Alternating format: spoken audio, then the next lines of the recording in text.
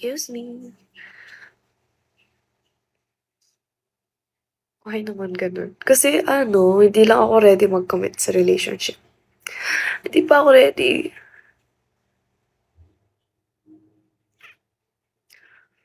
How is still of a man.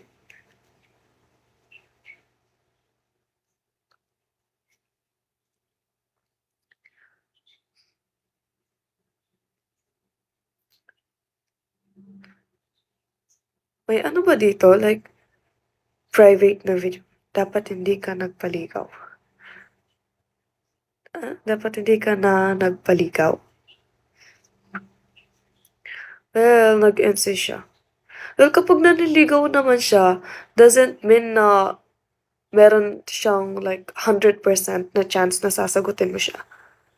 Di ba yun yung point ng panliligaw?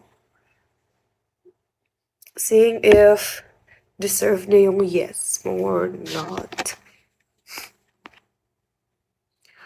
SB. Ito na ata pagkakataon. Hindi talaga. Ay, hi Kuya Ben! Welcome po. Nakapag-live na po ulit ako. Pero may sakit pa rin ako. Sinisipon ulit. Di pa natanggal talaga. Ilang taon ka na pala? I'm 19. May kahawig ka. Sino? Sino naman yan? Kumusta ang pakiramdam mo?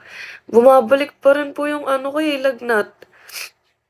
Pero mas kaya ko po mag-live ngayon. Kaya ko mag-screen time. So, nag-live po ako ngayon. Sa Blackpink. Sino yan? Actually, ako yung 5th member. Sa panahon siguro. Oo nga po, kanina muntik umulan, tapos biglang umaraw.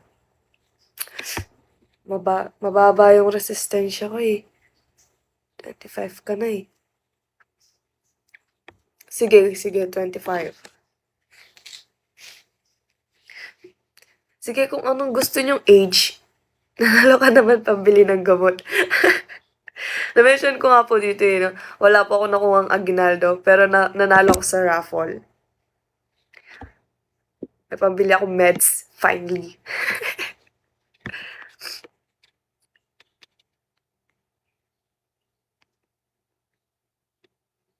Kamusta pala yung kaso ng flood control? Ayun, na-flood na din. Oo nga 'no, dapat kasi yan, hindi talaga kinakalimutan Pero, nakulong na si British accent. We conversed. Pero kasi, nakakapagtaka lang na ang haba ng time na hinuhol nila para lang makulong yung isa. Isa lang. Like, ang daming involved sa flood control project. Actually, hindi lang flood control project yung umahon nun about sa corruption.